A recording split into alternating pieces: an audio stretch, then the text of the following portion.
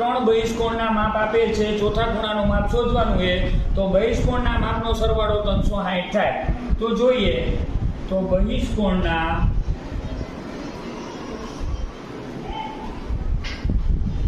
માપનો સરવાળો બરાબર 360. તો ત્રણ ખૂણાનું માપ આપે છે 90, 50 અને 120 અને ચોથા ખૂણાનું માપ આપણે શોધવાનું છે. તો ત્રણેયનો સરવાળો કરી 90 + 50 + 120 બરાબર 360. તો આમાં x આપણે શોધવાનો એટલે આગળ લખી નાખી x ની કિંમત બધા ચારે ચાર ખૂણાના માપનો સરવાળો 360. તો x + 260 જવાબ મળશે આનો 90 + 50 + 120 નો 360. તો x ને આપણે કરતા બનાવી તો 360 - 260.